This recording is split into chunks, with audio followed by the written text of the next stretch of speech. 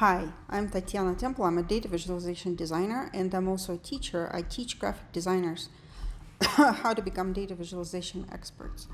I have about 25 years of experience in this field, and I've worked in small company settings and big company settings in an in-house department. Then I've been freelancing for the last 12 years. So I've been in the wild finding clients, or actually clients finding me. The beauty of having this skill set of being a data visualization expert and not just a graphic designer, on Upwork, if you look at regular projects, regular design projects, the number of proposals that they're getting, it's usually over 50. The rates are usually lower. But when you see something that mentions like create McKinsey-style charts or translate complex, like I have this complex information and I don't really know how to show it. Can somebody help me? Those projects are usually much fewer proposals, like 5. The rates are usually higher, and you can definitely command higher rates. So yeah, you can definitely raise your rates this way, but it does require a specific set of skills. So today I'm gonna talk about like data visualization career, so to speak, how I came about it, what you need to know, how to learn, how to practice this, how to build your portfolio. And I'm also starting a community to teach. In August 2026, I'm starting a community, so you can join my waitlist, and I'll let you know when things get rolling, because it's, I really want to teach my craft to other designers and not just keep all the fun to myself. So first of all is, how do you start? Like, where do you go to learn data visualization? And that is, there is a source. There's a definitive source. There's a book that I talk about in every single one of my videos, which is The Visual Display of Quantitative Information by Edward Tufte. This is the 2nd edition. It's like, it needs to be your table book if you're a data viz person. It's absolutely brilliant and absolutely foundational to everything that we all kind of know. And it was written by Edward Tufte and self-published. And huge respect and admiration for him, because he did that in 1983 with his own money, because he did not want to compromise anything in that book. It's full of timeless principles, visual and principles like visual integrity, like honesty, intellectual rigor, and pursuit of excellence. So it's just an amazing book. So I found it back in my days where I had just moved to the United States, and I started reading stuff, going to the library, and I found this book. I remember it was green. The cover was green, the hardcover. And I started reading it, and I was completely enthralled with it. It talked about graphical excellence, like this map of Napoleon's march to Russia, which has a lot of meaning to everybody who reads it. Things like chart junk and why you should not engage in, contaminating your charts with junk. Moire and all these like patterns and whatever, just extraneous elements that you don't really need, that serve no purpose. Then lie factor, that you can easily lie. For example, if you see in the middle column, the net income loss on the left bar is actually a negative number, but it looks like a positive number, so you can easily lie with charts. I'm going to talk about this particular chart in my next video. And then data density versus clarity, that you shouldn't be afraid of density, like a lot of numbers, because you can, through design, you can make it clear. It doesn't have to be like, for a clear chart, I can only display like 15 numbers, no. You can display millions of numbers and still have a very compelling, very clear visual image. I had to ask for help, honestly, when I was reading the book. I had to ask for help from my husband. He's a scientist, now my ex-husband, but he's a scientist, so certain things I couldn't understand. I asked him for clarification. So sometimes it's kind of dense, like for a designer. So I'm actually, the reason I'm starting this YouTube channel, this whole thing is, I want to now, after doing this all these years, I actually want to share this experience because I know so much. I want to share it with other people, with other designers. So I'm starting a community for designers. It's probably going to happen in August of 2026. So just if you want to learn, just get on my waitlist on TatianaTemple.com. And we'll be reading this book together and explaining everything that's not clear. So Edward Tufte, I was just humongously impressed by this book. And then back in 2004, I was working for a small agency in California, and I heard that he was going to be speaking in San Francisco. So I asked my boss if I could go. He said yes. He sent me there as on a business trip, paid for my expenses, which huge gratitude to my boss at the time, Scott. And so we arrived in San Francisco, and this was Edward Tufte. He's an extremely gifted lecturer. The way he talks, I was just sitting and wondering, did he memorize this whole 4 hour long speech, or how is he able to speak so well? And it just perfectly. I was completely in awe. And it started in the lights. They turned the lights off in the room, and he showed this slide, the ill-fated Shuttle Columbia, back in 2003. The shuttle launched into space, and while it was ascending at about 500 miles an hour, a piece of foam fell off the tank, the insulation of the fuel tank, and just happened to hit the wing. And you can see on the second image, it just pulverized. It hit the wing and just exploded. And so it was, the piece was 1.67 pounds. And it hit the reinforced carbon RCC little tiles on the edge of the shuttle, which are very heat resistant. That's the reason they're there. But they're also brittle, unfortunately. They're more brittle than regular tiles on the shuttle. And so for 2 weeks, NASA and Boeing tried to figure out what to do. They saw this and they didn't know what to do. One of the arguments was it's just foam. Yeah, it is kind of a chunk, and it is 500 miles an hour, which, as you know, speed, velocity really adds to the energy. But eventually, what did they decide to do? Nothing. Even though the engineers at Boeing, they wanted to take pictures of the wing. They thought maybe military satellites can take pictures of it. They said, no, it's okay. And so on the re-entry, they received a signal from the left wing, the sensors on the left wing being overheated, and very soon after, the shuttle exploded and burned, along with the 7 people on board. So it's a really tragic story, and in hindsight is always 20/20. But let's take a look. So this is what Edward Tufte showed. This was a slide. How did the engineers at Boeing communicate their desire to take more images to the NASA leadership? I don't know exactly how that happened, but somewhere along the line, the engineers' arguments turned into this PowerPoint slide.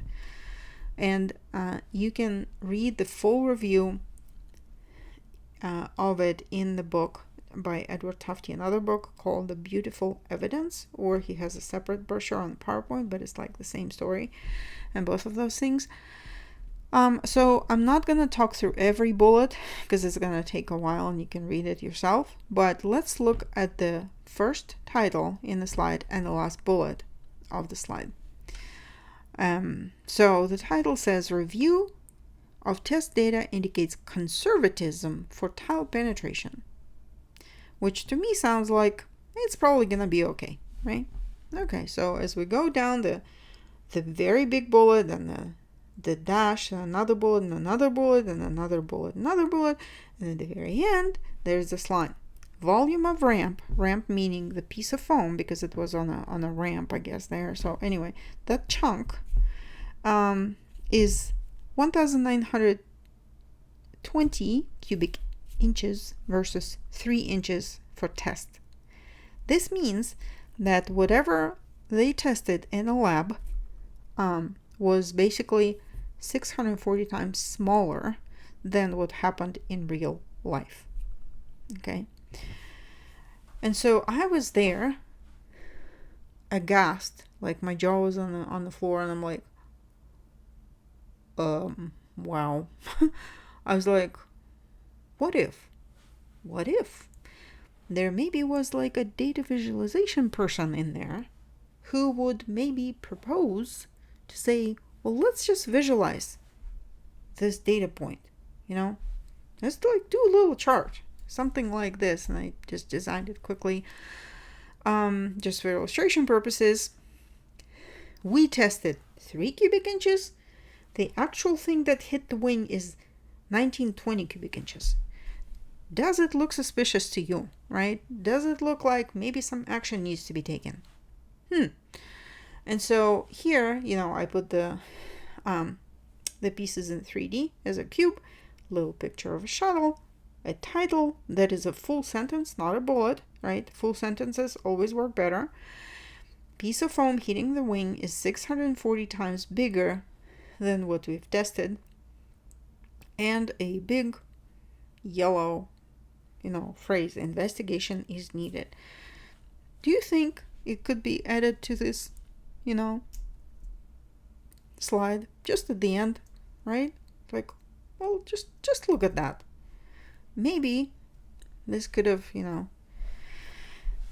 changed somebody's mind.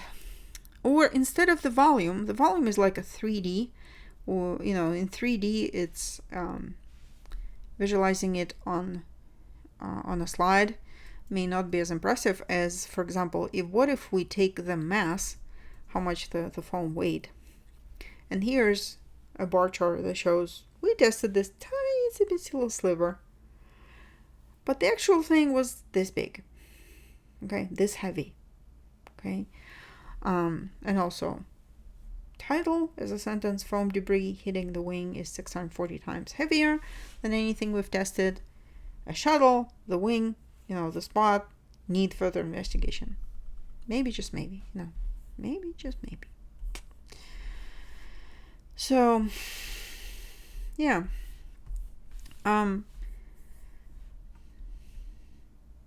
This is, but it just kind of makes you think.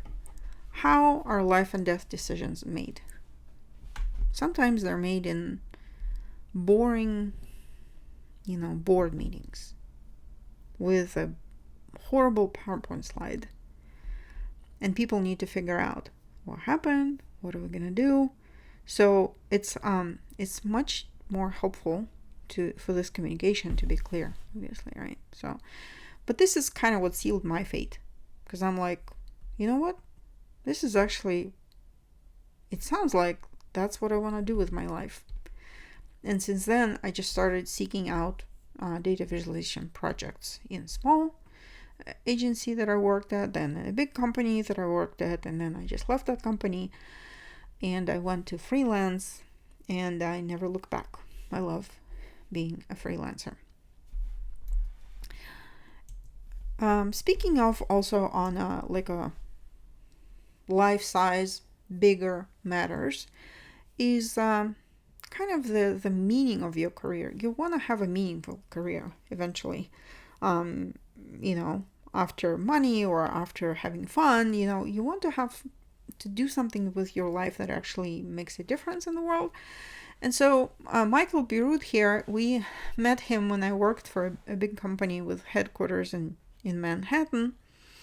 We went to visit Pentagram, his agency, and he spent some time with us, for which I'm truly grateful. He's a very impressive person.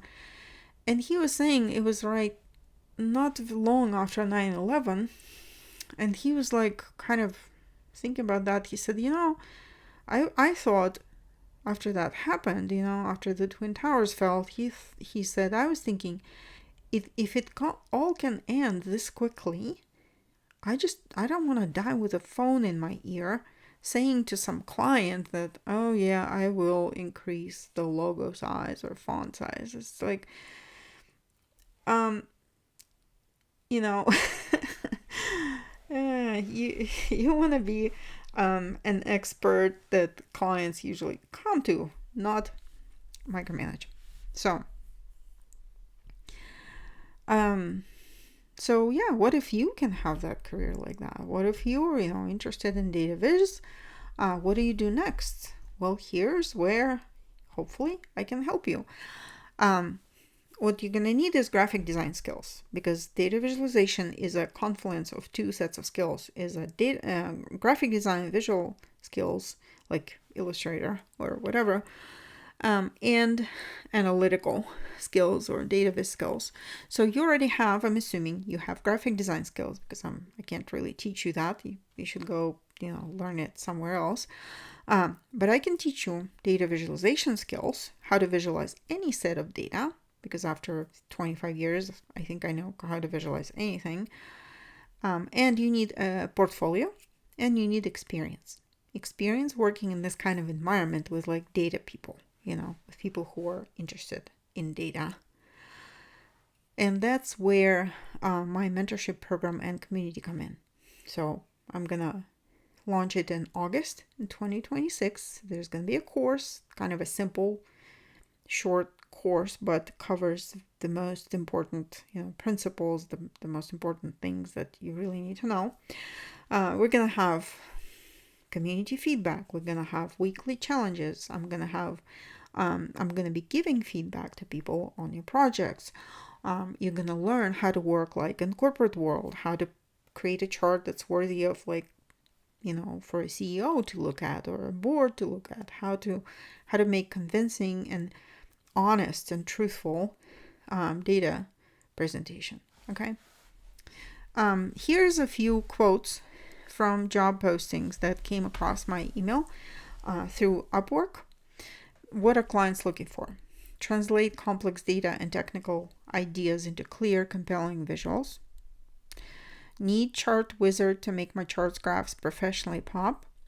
Elite presentation design for a polished consulting grade slide deck. Yeah, a lot of clients actually are looking for what they call McKinsey-style visualization. So simple, minimalistic, highly professional, and that's what I'm going to teach you, because I have like 10 years I just spent in this corporate world designing stuff for C-level executives, right?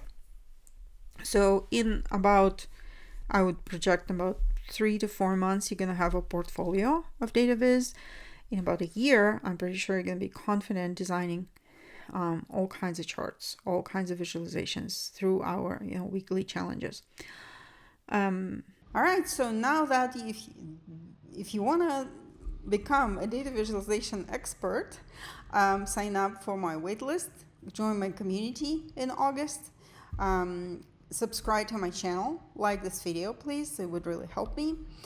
And in the next video, I'm going to talk about data visualization crimes or mistakes and how to avoid them, how to fix them. So I hope you join me. Please also let me know in the comments what you think about this, what you would like to know about, what brings you here, what's your background. I'd really love to chat with you about that. Or you can email me at my website, tatianatemple.com. And thank you for watching. I hope you enjoyed this.